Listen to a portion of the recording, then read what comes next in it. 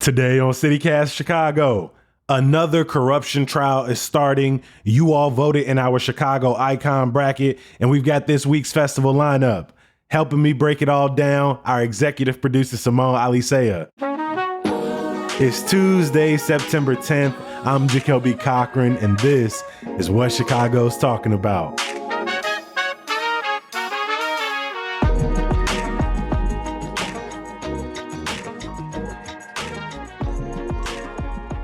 Morning, Simone. How you feeling? I'm doing okay. How are you, Jacoby?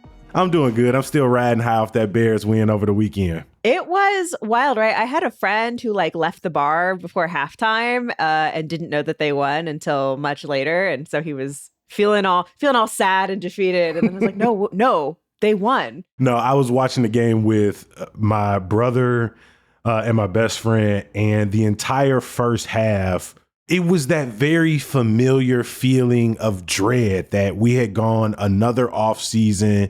And honestly, unlike most off seasons in our lifetime, we had gone this one allowing the hype to get to us just a little bit, right? Watching the Bears on Hard Knocks on HBO, hearing all of the Caleb Williams hype, talking about the defense, maybe returning to that Bears defense of yesteryear. And then the first half happened, and it all came rushing back. All of the disappointments, exactly. All of the fears, everything. But I do got huge shout outs to Tyreek Stevenson and Jalen Johnson, who had big interceptions in the second half that helped us close in on the Titans. Jonathan Owens, aka Mr. Biles, had the special teams punt block touchdown that I think turned the tide in the game. And so to see the Bears win 24-17, scoring no offensive touchdowns, and both the defense and the special team scored, I felt like a sophomore in high school again. It felt like 2006 all over again. And in some ways that felt good, but also like, I want to see us put up some points. There's still a lot of season to play, Jacoby. There's a lot of season to go. We still got 17 weeks to go, another 16 games to see what this year is going to be. But hey, after week one, there's a lot to be happy about, a lot to be a little cautious about, but I'm going to keep my optimism for another week. Jacoby, could I tell you, I think if you could somehow bottle Bears fans' optimism, I think we could make so much money. I think people, I would like to drink it. I would like a bottle of Bears optimism. The problem is it spoils the minute you take the cap off the bottle. Like, it only works inside the bottle, fully carbonated, but it's flat the moment you go for the first sip. The shelf life is ass. We'll find out. Get some preservatives for that. I don't know. We could make it work. There's a market, I'm telling you.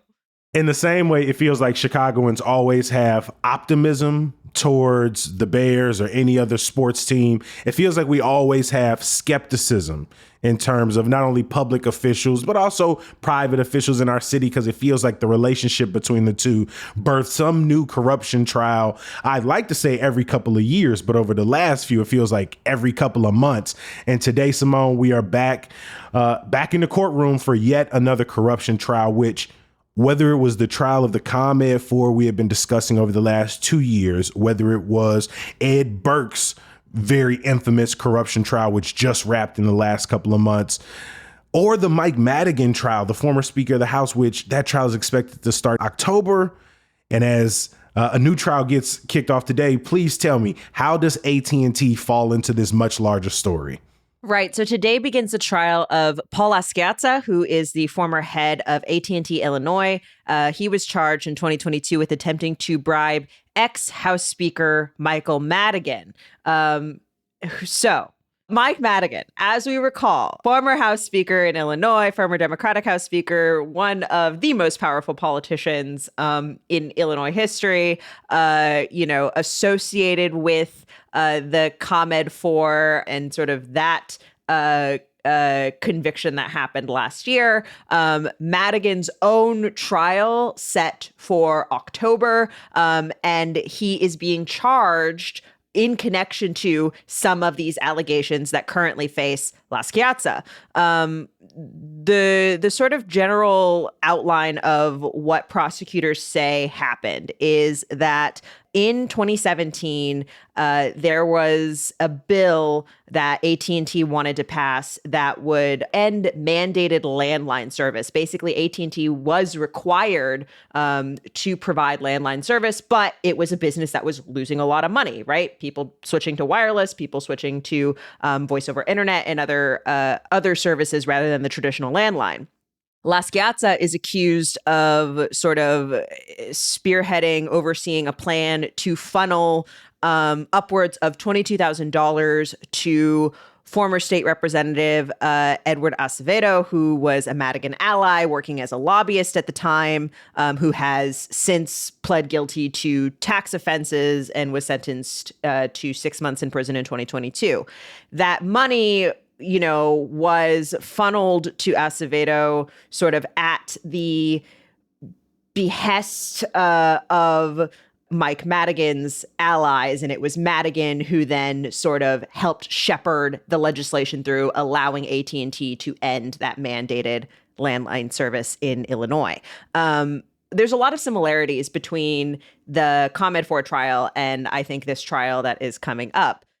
It's just much smaller. For example, in the ComEd 4 trial, ComEd, the company, did end up paying a really big fine. They paid $200 million. AT&T Illinois has also paid a much smaller $23 million fine. And there is this sort of similar allegations of, funneling money to allies of Michael Madigan in exchange for favorable legislation favorable to the company, I should say, that is maybe less than favorable to the people of Illinois, potentially. La Schiazza, for his part, has denied wrongdoing.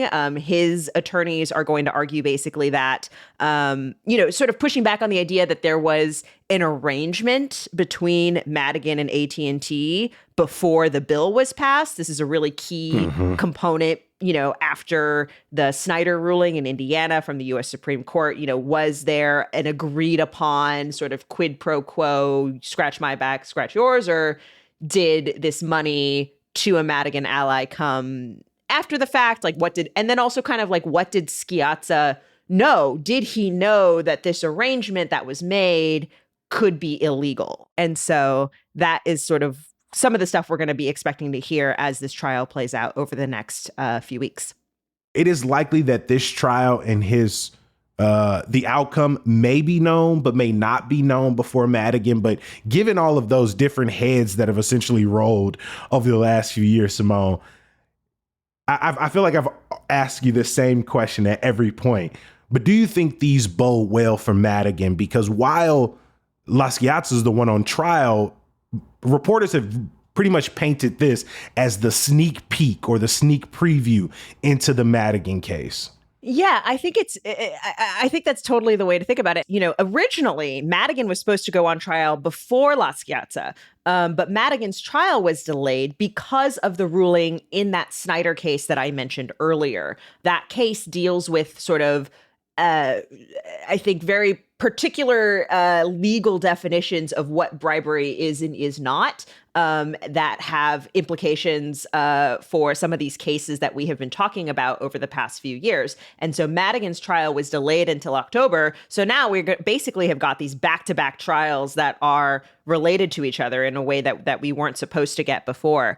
I think the other thing that's important to note here is one other name that I haven't mentioned is Mike McLean, who is sort of the lobbyist Madigan friend. McLean was found guilty, was one of the people who was found guilty in the ComEd 4 trial. He will be on trial with Madigan again in Madigan's case. I think for the average person looking at this, right, it's like, well, surely if it happened once, it could have happened again. But they are two separate pieces of legislation, two different companies. And I'm sure Madigan's attorneys will make no small point about, any media coverage of the La Schiazza trial, as it unfolds. We will continue to follow this trial as the updates unfurl over the next couple of weeks. You can follow along at chicago.citycast.fm and make sure you subscribe to our daily newsletter, Hey Chicago.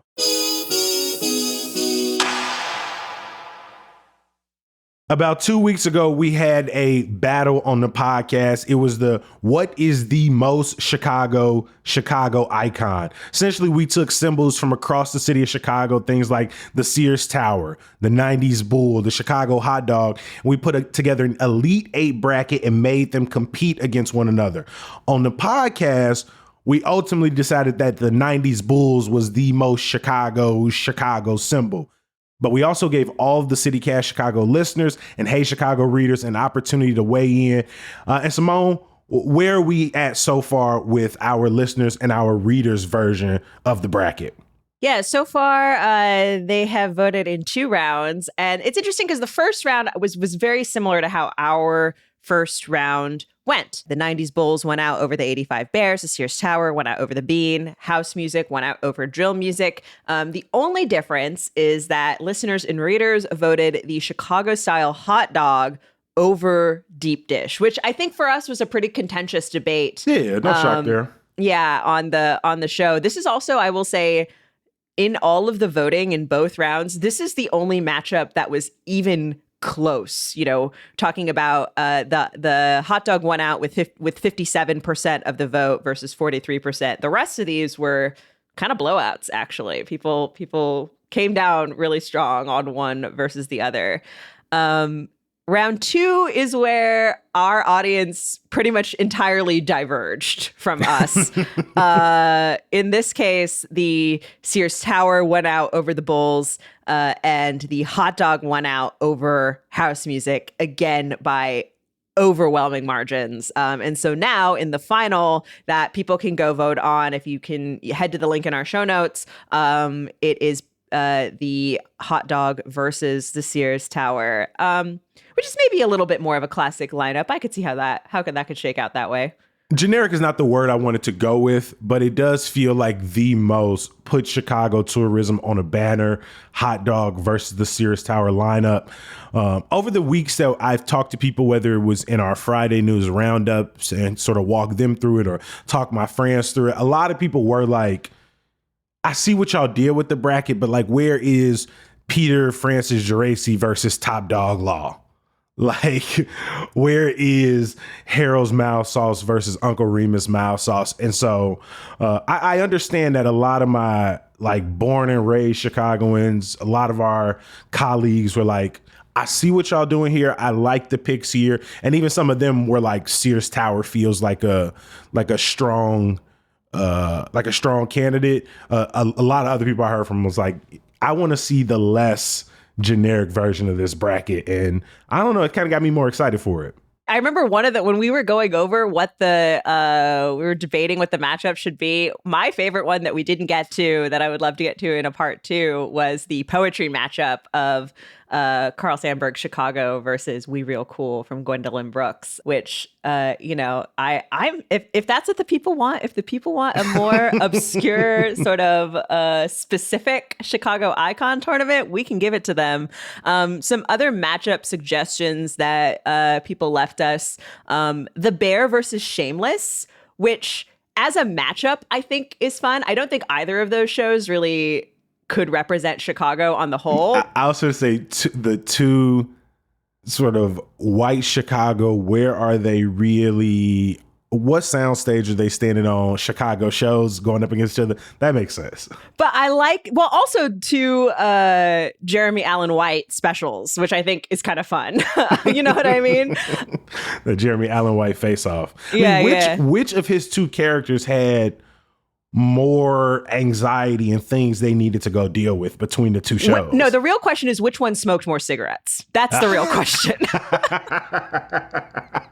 I don't know. Which one needs more assistance? You said which one is coping more with the Nick?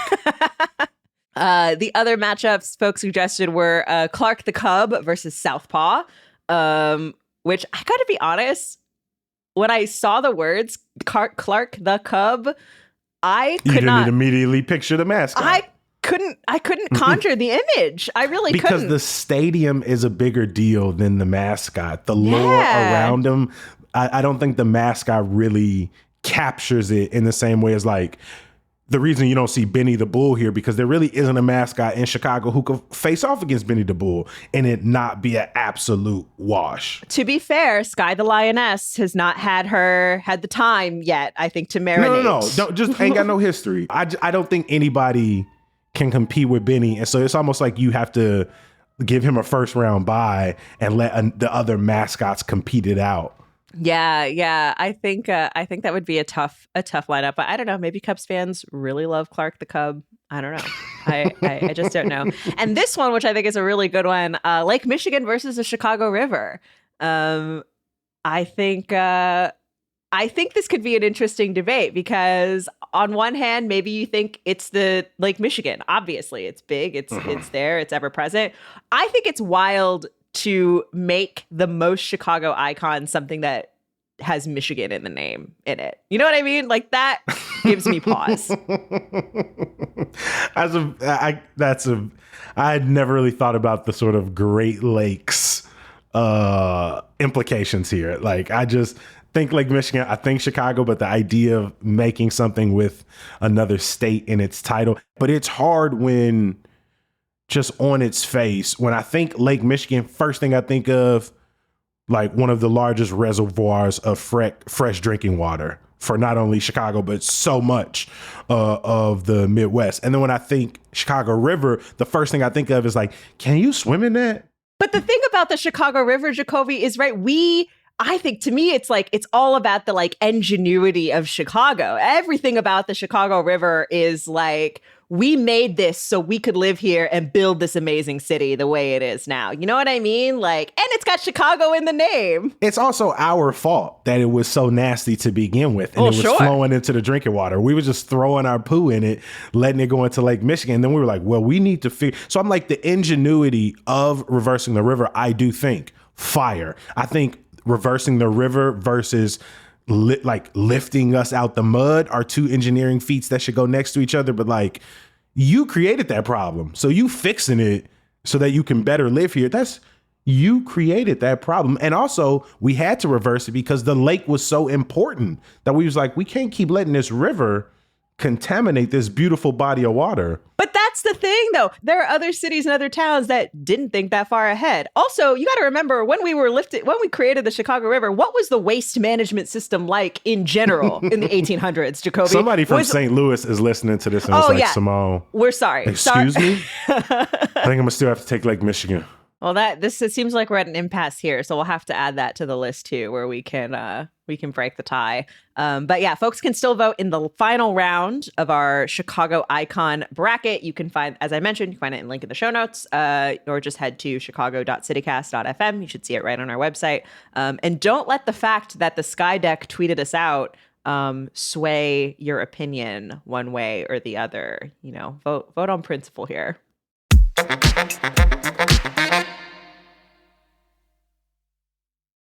Every single Tuesday, all summer long, we have been using this final segment to break down some of the best festivals or the festivals we're most excited for coming up this weekend. Again, we got to give a huge thank you to our sponsor, Revolution Brewing. Simone, what is on the calendar this weekend? Yeah, lots of good stuff. I think one of the most surprising things is just how many festivals are still happening in September. There are plenty. A big one at Grant Park, El Grito Fest is back after 10 years. That is happening the 14th through the 15th. A big celebration sort of tied to Mexican Independence Day. And I think that is going to be a whole lot of fun. Some art fests, Lakeview East Festival of the Arts, Ravenswood Art Walk is also happening. And then we've got the Wrigleyville Country Fest and the Hyde Park Pizza Fest and the Norwood Park Fall Fest. It's interesting because I do feel like a lot of neighborhoods try to get in these fall fests quite early while the weather is still decent. Still lots of stuff to check out. I'm curious, Jacoby. I remember at the top of the summer, we had all these tips for like how to best enjoy summer fests and like pacing yourself and kind of preparing for the weather. How do you think those tips maybe shift when we get into kind of like late summer, fall festival season? That's a good question. Interestingly enough, I actually feel like It's easier to endure as you get closer to the fall. Like I went out to Block Club Chicago's block party over the weekend, and it probably was the first festival or like weekend event I'd gone to this season in which I wore a long sleeve. Like I was out there in a crew neck. So it meant when I left, I wasn't sweaty. I didn't feel as exhausted. I feel like I'm able to stay out a little bit longer. It's easier to stay hydrated. I don't know. I also feel a little bit more present because, like, again, I went to the Taste over the on Friday, and I wasn't sort of constantly wiping sweat off my face, like looking around to see if I'm like too close to everybody, constantly trying to gauge, is this food worth standing in the line? And so I think it's a little bit easier to manage multiple things. So if you're somebody who, like myself, thought in July I was going to be out there from 12 to 10 or 12 to 8, I'm actually more likely to do that in September now, double up on a few events. Like sunscreen is still important, dressing for the weather is still important, even though it isn't as hot. Maybe having a jacket or a light long sleeve with you because the weather at, noon to the weather at 4 or the weather at 6 and the weather at 8, there is going to be a little bit more separation there. And so just planning for those layers might be helpful. Yeah, I caught the tail end of Oktoberfest in Lincoln Square on Sunday, and it was like already dark out. It was past 8 p.m. and it was quite chilly. It was in the 60s, and I was kind of wishing I had an extra layer. I think what I wish I had known in June, July is I think the right move is during the summer, particularly for these street fests that are like all day. I think mornings and evenings, that's what you want to aim for the summer, midsummer festivals. I think in the fall, that's when you can be out kind of midday and like where you're actually going to hit those like 70 degrees, mid 70s before it kind of starts to chill out at night. So I think that might be the biggest thing I've learned this festival season is actually sort of the times of day change depending on the season. For anyone wondering, this weekend we're looking at sort of cloudy skies in the mid 70s, some rain possible on Sunday. So definitely make sure you bring your layers. It'll cool down into the 60s in the evening. So have some extra layers on you, or maybe that's when you buy from one of the vendors. I love going to a spot and picking up a new sweater. It's a great feeling. Another event to watch for this weekend is the 53rd annual 26th Street Mexican Independence Day Parade. That parade is going to kick off Sunday at noon at the Little Village Arch. Of course, that's ahead of Mexican Independence Day on Monday, September 16th. The city has said, to the dismay of a lot of community members, a lot of people who plan to celebrate, is that they are going to be cracking down on car caravans this year, which if you've been in Chicago during the Mexican Independence Day celebration, it's a big deal. You're going to see hundreds of cars as if you are in a car parade. You're going to see flags being flown outside of the cars. The city, I feel like they say this every year, and then we still end up with car parades. It's such a huge part of Chicago's culture that I don't believe people are just going to accept that there will be none. And so just sort of pay attention late Saturday going into Sunday and Monday, that if you see extra traffic on the highway, like near Cermak between Little Village and Grant Park, there is possibility there could be a caravan moving from one location to the next, especially with El Grito Fest and the parade going on during the same time. And so again, I'm somebody, I love to see it. I love to hear the horns honking. I love to see the flags being flown. Chicago has such a huge Mexican and Mexican American population. And I love that there are individual sort of unique cultural celebrations that take part in the city. And so I'm excited to see them. I know that highways are going to be backed up. I know that side streets are going to be backed up. And I also know that the police presence this weekend is likely to pick up. And so just kind of take that in mind before and after you make your way around the city. Yeah, I think the only time that it becomes it's when you get caught in it and you weren't expecting it. You know what I mean? It's you had a plan to go somewhere and you get caught, and now you're gonna be 20 minutes late because that's just the way it goes. So just be aware, and maybe plan your routes accordingly if you can.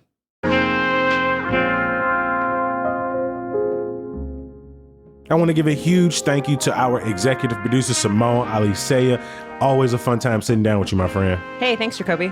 Before we get out of here, did you know that CityCast Chicago has a membership program? Yes, that's where you spend $8 to $15 a month to support your favorite local podcast and newsletter to make sure we can keep bringing you all the news and tips you need. Plus, you get perks like access to ad-free listening, and we've got a new perk coming your way next week, a special members-only events email so you can find all the best stuff to do in Chicago. Make sure you get the first one in your inbox by becoming a member today at membership.citycast.fm. Again, that's membership.citycast.fm. Of course, I can't let you go without some good news. The Chicago Humanities Festival kicks off next week, and trust me, their fall schedule is packed. Ta-Nehisi Coates, Law Roach, Kate McKinnon, and that's just a few of the names they got on their schedule. These shows fill up fast, so check our show notes for the full rundown. As always, we appreciate you for listening and reading. We're going to be back bright and early tomorrow. We'll talk to you then. Peace.